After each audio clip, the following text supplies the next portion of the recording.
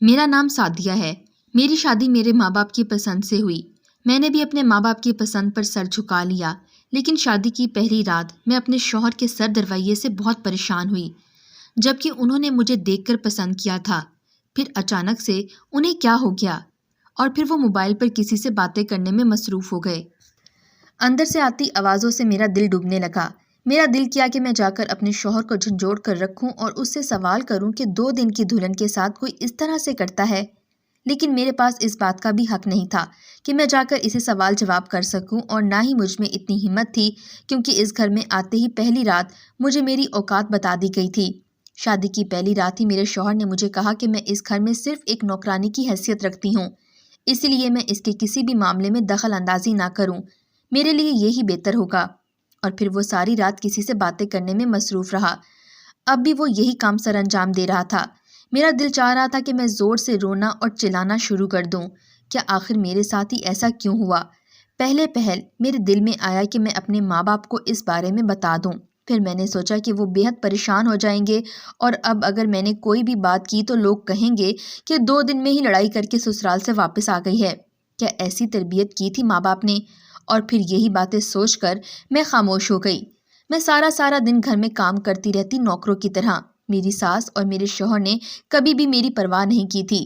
جانوروں کی طرح سارا دن بس کام ہی کرنا اور بچا کچا کھانا کھا لینا اور رات کو رو کر سو جانا، یہی میری زندگی رہ گئی تھی۔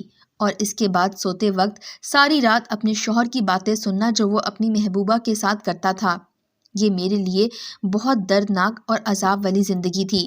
کبھی کبھی میرا دل چاہتا کہ میں اس لڑکی کو ڈھونڈ کر اس کا قتل کر دوں جس نے میرا جینا اجیرن کر رکھا تھا۔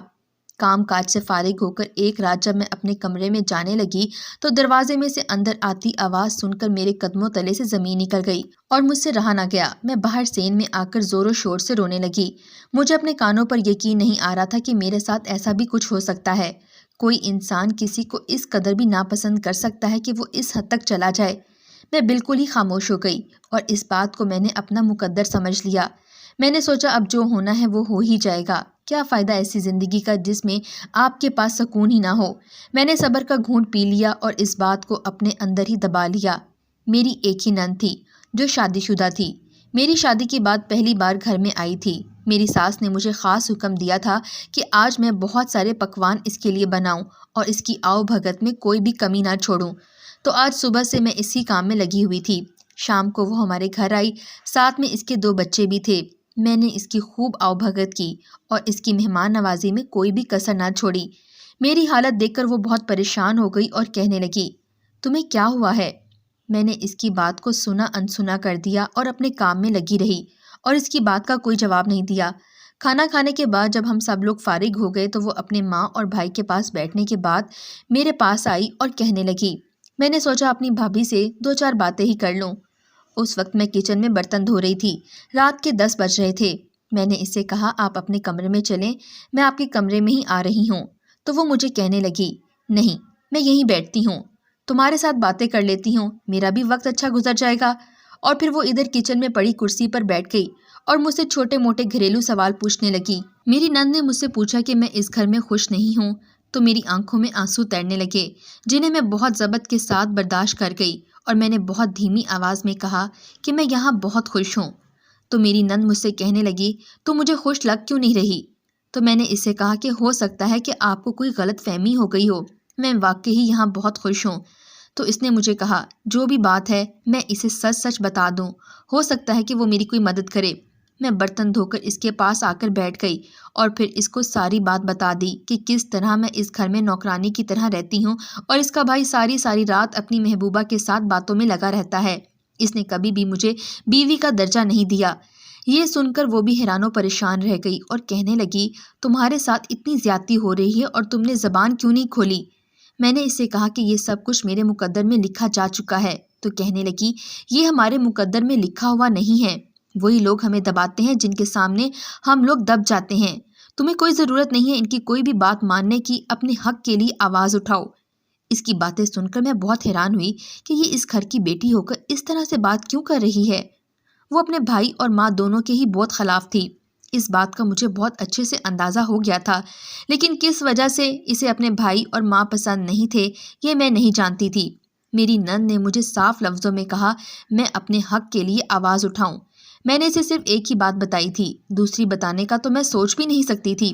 میں نہیں چاہتی تھی کہ 2 بہن بھائیوں کے درمیان میری وجہ سے دراڑیں پڑیں۔ میری نند نے مجھے کہا کہ تمہارا شوہر اور تمہاری ساس دونوں ہی بہت ظالم ہیں، انہوں نے میرے ساتھ بھی بہت برا کیا تھا۔ میری نند کہنے لگی کہ وہ اپنے بھائی سے شدید نفرت کرتی ہے، کبھی بھی اس کی شکل نہیں دیکھنا چاہتی، لیکن یہاں آنا اس کی مجبوری ہے کیونکہ وہ کبھی بھی اپنے سسرال میں کسی کو یہ نہیں بتانا چاہتی تھی کہ اس کے اپنے میکے کے ساتھ کیا تعلقات ہیں۔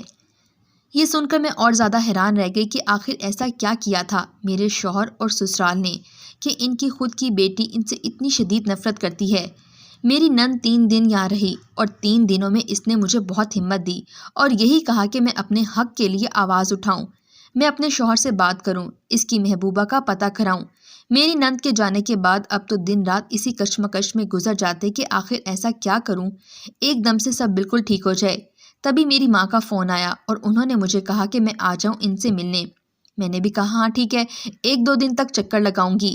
میں نے شوہر سے پوچھا تو اس نے مجھے کہا کہ جو مرضی کرتی رہو، مجھے کوئی فرق نہیں پڑتا۔ اس کے بعد میں اپنی ساس سے پوچھا تو وہ کہنے لگی میں بیمار ہوں، گھر کے کام کاج کون کرے گا؟ میں نے کہا کہ میرا دل بہت اداس ہے اور میری ماں بھی مجھے بلا رہی ہے، تو انہوں نے منہ کے عجیب و غریب زاویے بنائے اور پھر مجھے جانے کی اجازت دی۔ اگلے دن میں اپنی امی لوگوں کے گھر آ گئی، سب مجھے دیکھ کر بہت خوش ہوئے، امی، ابو، چھوٹا بھائی، لیکن میری چھوٹی بہن مجھے دیکھ کر زیادہ خوش نہیں ہوئی، وہ میرے سے بہت کھچی کھچی سی ملی۔ میں نے اس بات کو نظر انداز کر دیا۔ شام کو کھانا کھانے کے بعد بھی وہ 1 منٹ میرے پاس نہیں بیٹھی اور نہ ہی مجھ سے کوئی بات کی۔ مجھے محسوس ہو رہا تھا کہ وہ مجھ سے دور جانے کی کوشش کر رہی ہے۔ میں بہت حیران ہوئی۔ میں نے دل میں ارادہ کیا کہ رات کو سوتے وقت اس سے پوچھوں گی۔ رات کو سونے کا جب وقت آیا تو اس نے اپنی کتابیں اٹھائیں اور چھت پر پڑھنے چلی گئی اور سب کو کہا کہ اسے کوئی ڈسٹرب مت کرے، اس کے ٹیسٹ ہو رہے ہیں۔ ہم سب میں سے کوئی بھی نہیں گیا چھت پر۔ اگلے دن اسکول سے واپسی پر بھی اس نے مجھ سے کوئی خاص بات نہیں کی تھی سوائے اسلام دعا کے، اور اس کے بعد وہ اپنے کمرے میں چلی گئی۔ میں نے دل میں ارادہ کر لیا تھا کہ آج تو پوچھ کے ہی رہوں گی کہ آخر کیا معاملہ ہے، وہ مجھ سے اس قدر کھچی کھچی سے کیوں ہے۔ میں نے اس بارے میں اپنی ماں سے بھی بات کی کہ آخر چھوٹی کو کیا ہوا ہے، تو میری ماں کہنے لگی پڑھائی کی وجہ سے پریشان ہے، تم ایسی باتوں کو دل پر مت لو۔ لیکن میرا دل کہہ رہا تھا کہ کوئی نہ کوئی بات تو ضرور ہے۔ رات کے وقت جب وہ چھت پر پڑھنے کے لیے گئی تو اس کے جانے کی تھوڑی دیر بعد میں بھی اوپر آ گئی، لیکن کچھ سیڑھیاں چڑھنے کے بعد جو آوازیں میرے کانوں میں گونجی تو ان آوازوں نے میرے قدموں تلے سے زمین کھینچ لی۔ میں نے بھی اب دھیمے سے قدم رکھے اور آخری سیڑھی پر کھڑی ہو کر اس کی باتیں سننے لگی۔ وہ فون پر کسی سے ہنس ہنس کر باتیں کر رہی تھی۔ میں نے دیوار کی اوٹ سے دیکھا تو وہ موبائل ہمارے گھر میں سے کسی کا بھی نہ تھا۔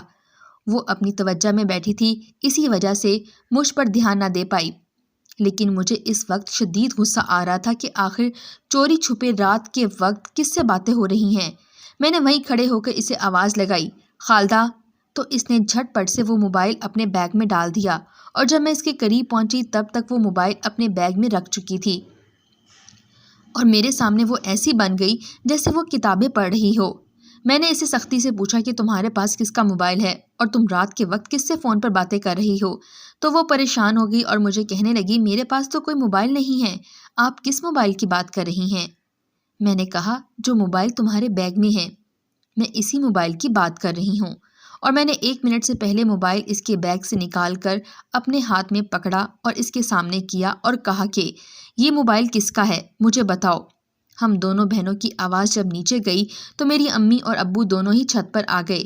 میری بہن نے جب میرے امی اور ابو کو دیکھا تو زور زور سے رونے لگی اور میری امی کے گلے لگ کر کہنے لگی، امی، باجی یہ مجھے موبائل دے رہی ہیں اور مجھے کہہ رہی ہیں اس پر کسی لڑکے کا فون آیا کرے گا اور میں اس سے بات بھی کر لیا کروں، میری اس کے ساتھ اچھی دوستی ہو جائے گی اور پھر وہ میری شادی اس کے ساتھ کر دیں گی۔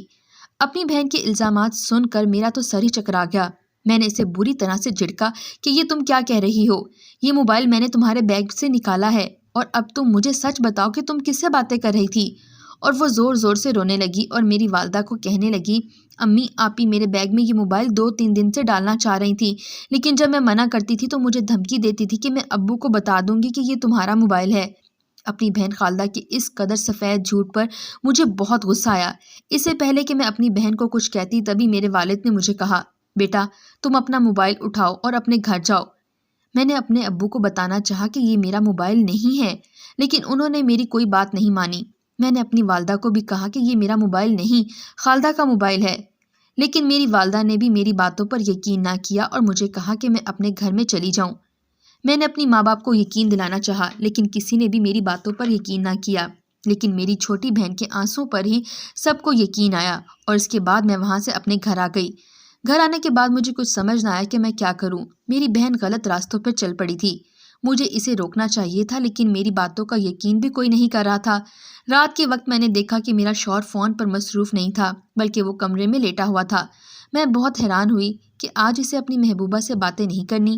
میں نے نماز پڑھی اور نماز کے بعد اپنے لیے اور اپنی بہن کے لیے بہت ساری دعائیں کیں۔ جائے نماز کو تہہ کر کے رکھا تو میرا شوہر مجھ سے مخاطب ہوا اور کہا کہ تم اپنی ماں کے گھر گئی تھی، اتنی جلدی واپس آ گئی۔ میں نے کہا کہ ہاں، ادھر گھر کا کام کاج بھی تو کرنا ہوتا ہے، اسی وجہ سے میں آ گئی۔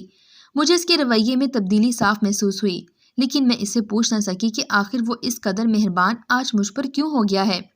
دن پر دن گزرتے جا رہے تھے، لیکن مجھے آج تک سمجھ نہ آئی کہ میں اپنے شوہر کی پسند کیوں نہیں ہوں۔ ساس نے میرے شوہر کی مجھ سے زبردستی شادی کیوں کروائی اور میری نند ان دونوں کے اتنے خلاف کیوں ہے، لیکن بات کا کوئی سرا میرے ہاتھ نہ لگا، اور اسی دن مجھے پتہ چلا کہ میں ماں بننے والی ہوں۔ مجھے بے انتہا خوشی محسوس ہوئی، میرے لیے یہ زندگی کا انوکھا ترین احساس تھا۔ اگلے دن دوپہر کو میرا شوہر میرے لیے حلوہ لے کر آیا اور کہا کہ یہ اسپیشل تمہارے لیے۔ مجھے اس دن فون پر سنی ہوئی باتیں یاد آ گئیں، میرا دل بھر آیا۔ ایک بار جی میں آیا کہ اسے بتا دوں کہ میں ماں بننے والی ہوں، لیکن پھر میں نے چپ چاپ وہ حلوہ کھا لیا۔ حلوہ کھانے کے بعد میں نے اسے کہا کہ میں ماں بننے والی ہوں، تو اس کے چہرے پر کئی سائے آ کر لہرائے اور وہ لڑکھڑا کر چارپائی پر بیٹھا اور اپنے ہاتھوں میں سر تھام لیا اور مجھے کہنے لگا، تم نے مجھے پہلے کیوں نہیں بتایا؟ میرا سانس بند ہونے لگا اور ساتھ ہی دم گھٹ رہا تھا۔ اس نے جلدی سے ایمبولینس بلائی، مجھے اس میں ڈالا اور ہسپتال لے آیا۔ میری ساس اور نند بھی آ گئی۔ وہاں ڈاکٹروں نے مجھے 3 گھنٹے کے طویل آپریشن کے بعد میرے اندر سے سارا زہر نکال لیا، لیکن میرا بہت زیادہ نقصان ہو گیا، کیونکہ میرا بچہ اس دنیا میں آنے سے پہلے ہی اس کے باپ نے اسے مار دیا تھا۔ میرا شوہر چپ چاپ وہیں بیٹھا رہا۔ اس بات کی خبر جب میرے گھر والوں کو پہنچی تو وہ بھی ہسپتال میں آ گئے۔ میرا دل نہیں چاہ رہا تھا کہ میں اب زندہ رہوں۔ تبھی میرا شوہر میرے پاس آیا اور مجھے کہنے لگا کہ مجھے معاف کر دو۔ میں نے اسے کہا، میں جانتی تھی کہ تم مجھے مارنے والے ہو۔ میرے شوہر نے مجھے کہا کہ وہ اب ہمیشہ مجھے خوش رکھے گا، بس ایک بار میں اسے معاف کر دوں، وہ بہت تکلیف میں ہے۔ اس بات کا گلٹ اسے جینے نہیں دے رہا کہ اپنی نسل کو اپنے ہاتھوں ختم کر بیٹھا۔ میرے شوہر نے مجھے بتایا کہ میں نے تمہارے ساتھ بہت برا کیا، میں تمہاری چھوٹی بہن کو پسند کرتا تھا اور اس بات کا میں نے اپنی ماں کو آ کر بتایا، لیکن میری ماں کو تم پسند آ گئی اور انہوں نے میری شادی تمہارے ساتھ زبردستی کر دی۔ میں بہت پریشان رہنے لگا اور پھر میں نے شادی والے دن سوچا کہ مجھے میری زندگی گزارنے کا پورا حق ہے۔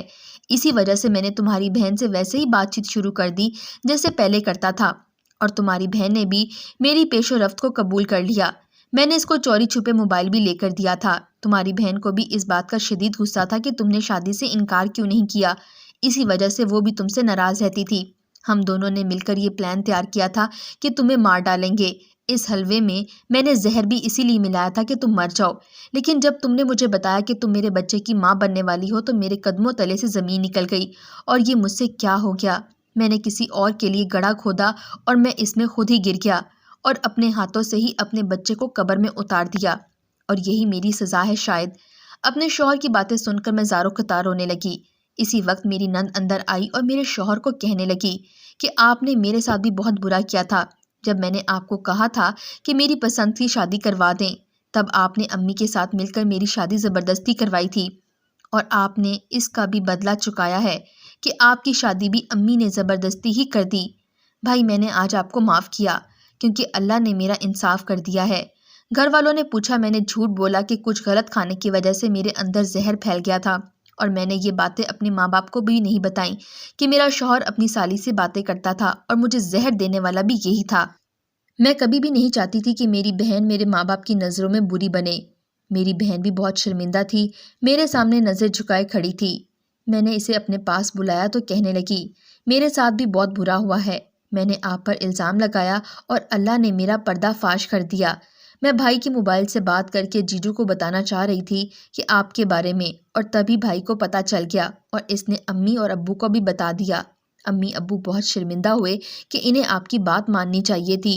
انہوں نے میری ایک بھی نہ سنی اور چپ چاپ میرا نکاح کر دیا۔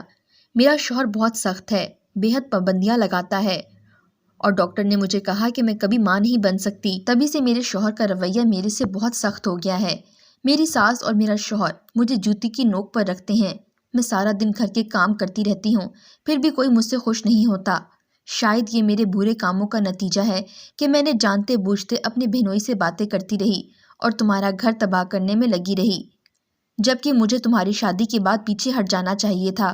میں اس قدر بھٹک چکی تھی کہ اپنی بہن کو ہی مارنے کا پلان بنا ڈالا۔ مجھے معاف کر دو، تمہارا صبر ہم سب کو لے ڈوبا ہے۔ کسی کو اتنا مت آزماؤ کہ اس کا صبر تمہیں لے ڈوبے۔